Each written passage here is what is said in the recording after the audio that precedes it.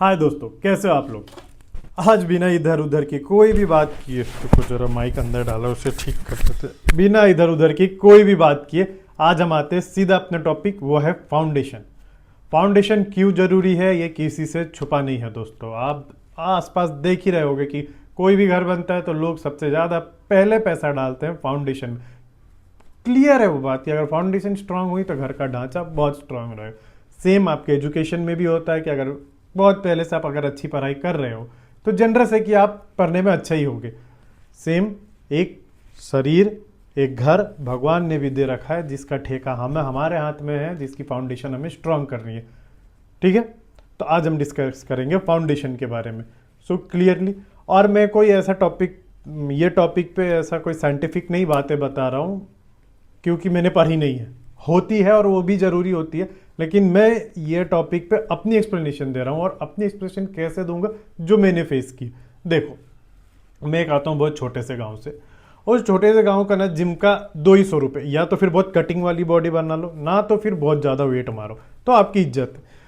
तो लेकिन हमारा जो गांव का जिम हुआ करता था ना दोस्तों, एक उसकी थंब रूल बोल सकते हैं हम उसको। क्या होता था ना, तब वहाँ पे जो भैया रहते थे वही हमारे कोचेस होते थे। उनका एक थंब रूल होता था कि आप जब तक पुशअप्स, पुलअप्स, स्क्वाट्स के 3-3 सेट, 12-12 के 3-3 सेट, मतलब अब पुलअप्स के तो 12 के 3 सेट मुझे ही अभी बहुत भारी लगते हैं, लेकिन तब उनका था कि जब तक आप इसको अचीव नहीं कर पा रहे हो, कृपया करके आप वेट्स को हाथ ना लगाए। वेट्स मतलब लोहे को हाथ ना लगाए। तब मुझे बहुत ज़्यादा लगता था कि यार ये क्या कर रहा है। पुणे में फिर आया तो देखा कि यार कमर्शियल जिम में ऐसा नहीं होता है। कमर्शियल जिम में स्ट्रेचिंग करो, धीरे धीरे स्टार्ट करो। लेकिन हमारा जो उधर का हार्डकोर जिम था ना, वहाँ का फाउंडेशन इतना क्लियर था ना कि जब तक आप इसको नहीं टच कर सकते, आप अगर आप रेस्पेक्ट कर रहे हो तो इस बात को मानो, नहीं कर रहे हो तो आपको नहीं समझाने वाले। लेकिन आप रेस्पेक्टफुली उनसे पूछ रहे हो तो यही उनका एक्सपीरियंस शेयर करते हो ताकि आप भी फॉलो करो। और अच्छा, तब मुझे बहुत क्लीशे लगता था कि यार ये क्या है। लेकिन दोस्तों क्लियरली एक बात बता देता हूँ कि अगर आपने अपने स्टार्टिंग के डेज में, मतलब जिम के वर्जिश करने के स्टार्टिंग के डेज में आपने अगर ये तीनों पे मास्टरी कर ली, वो तो और भी टाइप्स के पुशअप्स बताते थे, ट्रायंगल ये वो, लेकिन मैं बोलता हूँ नॉर्मल पुशअप्स, पुलअप्स, पैरेलल बार डिप्स और स्क्वाट्स, ये 3-4 जो चीज़ हैं, इन पे आपने मास्टरी कर ली दोस्तों, तो पहला तो होगा ना आपका ये फोर आर्म्स। मैं बता रहा हूँ दोस्तों, ये जो फोर आर्म्स है, इसको लोड लेने की इतनी अच्छी प्रैक्टिस हो जाएगी ना कि आप मतलब अपने लाइफ में जब किसी दिन जिम चालू करोगे, जब फिर से वेट्स मारना चालू करोगे, तब आपको उतनी भी ज़्यादा दिक्कत नहीं आने वाली, क्योंकि इनको बहुत गंदी आदत हो गई होती है तब तक तो, बहुत ज़्यादा। आप खुद सोचो ना, आपके मतलब आपने अगर दिमाग से कभी सोचा होगा कि आपके जिम में सबसे भारी वेट क्या है। देखो यार 50-60 के डंबल, लेकिन आप खुद सोचो आपकी बॉडी से ज़्यादा भारी कुछ नहीं है, वेटेड ज़्यादा कुछ नहीं है। अगर आपने उसको लेके 12-12 के 3 सेट पुलअप्स मार रखे, तो मैं नहीं बोलता हूँ कि आपको बस फॉर्म पे ध्यान देना है, उसके बाद जो डेडलिफ्ट स्क्वाट्स की, उसके बाद क्लियर है। आप वेट्स ग्रेजुअली बढ़ाते जाओगे, आप टॉप नॉच होते जाओ। आप देखते होगे कि गाँव के बच्चे मार रहे हैं। मैं बता रहा हूँ दोस्तों, गाँव के बच्चों की ट्रेनिंग यहाँ से शुरू होती है कि तुम्हें 3-3 सेट करना ही है। सो द थिंग इज़, मैं वही बोल रहा हूँ, फाउंडेशन को स्ट्रांग बनाइए दोस्तों। मैं देखो, कमर्शियलाइज जिम में ये सब नहीं कर सकते, पता है, साइंटिफिकली ये थोड़ा प्रॉब्लमेटिक है, पता है, और शायद सब ना भी अपना पाए। लेकिन मेरे जो भाई देख रहे हैं उनको बोलूँगा, एक बार ना अगर आप अपना जो जर्नी है, फिटनेस जर्नी, ऐसे चालू करके देखो। आप देखो, आप अगर होता है लाइफ में आगे जाके फिर कोई प्रॉब्लम होती है, आपकी जिम की दुनिया, एक्सरसाइज की दुनिया थोड़ी दिन के लिए रुक जाती है। सभी के लाइफ में कोई ना कोई इशू होती है। सो मेरा कहना बस यही है, जब आप वहाँ से फिर जब कम बैक करोगे ना, सेटबैक, तब आपको देखना, आपको ये सब चीज़ें, हाँ फिर से पुलअप से स्टार्ट कर रहे होगे, पुशअप से स्टार्ट कर रहे होगे, लेकिन अब बहुत जल्दी मसल मेमोरी किक हो जाती है।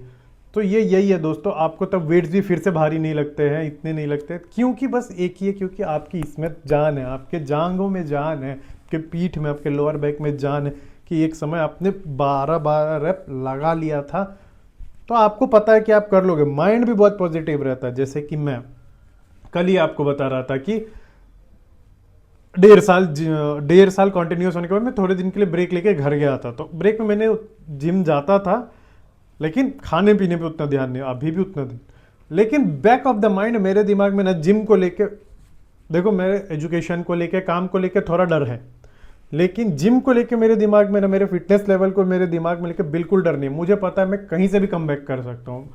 इतना बड़ा एक्सीडेंट हुआ, कुछ भी हुआ, पर मेरे दिमाग में ना, मैं रोज एक बार बोल ही देता था यार मैं कर लूंगा, मुझे पता है। तो बस उसका एक ही रीज़न है दोस्तों, क्योंकि मेरा फाउंडेशन स्ट्रांग था। सो मैं आप सभी को बोलूँगा, देखो मैंने बहुत कुछ बोल दिया होगा, मैं अभी न्यू कमर हूँ एज टर्म्स ऑफ टीचिंग, न टीचिंग गलत है, as terms of explaining someone to something. But मैं आप सभी को समझाना चाहता हूँ दोस्तों कि आप अपने फाउंडेशन पे ना बहुत ध्यान दो, बाद में बहुत ईजी हो जाता है। कोई भी चीज़, वो कोडिंग हो, ड्राइंग हो, फिजिकल फिटनेस हो, फाउंडेशन पे जब बहुत प्रिसाइजली ध्यान दिया गया होता है ना, तो आप देखो बहुत। तो मैं तो बस फिटनेस की बात बोल रहा हूँ, और मैं बस सबको इतना ही बोलूँगा ना, आप अपनी फिटनेस जर्नी इन सब से चीज़ों से ताकि स्टार्ट कीजिए। अपने बॉडी वेट एक्सरसाइज उस पर बहुत ध्यान दे। अभी भी मैं देखता हूँ कि अच्छे अच्छे फिजिक है, मतलब देखो फिजिक क्या है, अच्छे खाने और उससे बन दिख रही है, मतलब स्ट्रक्चर अच्छा, लेकिन उनसे पैरेलल बार डिप्स नहीं हो रहे, उनसे पुलअप्स हो ही नहीं रहे। देखो यार दोस्तों, थोड़ा सा स्टीरियोटाइप है, लेकिन ये सब होना चाहिए, पता है क्या, ये सब आपको आना चाहिए कि आप कहीं भी एक्सरसाइज कर लो, कहीं भी बार दिखे तो कम से कम मेरा तो एक्सरसाइज हो गया, पैरेलल बार डिप्स हो गए। यार आपको इतना, आपको हर वक्त ऐसे जिम इक्विपमेंट यही सब नहीं है। होम वर्कआउट में मैं नहीं बोलता कि सिर्फ पुशअप्स आते, पुशअप्स आता है।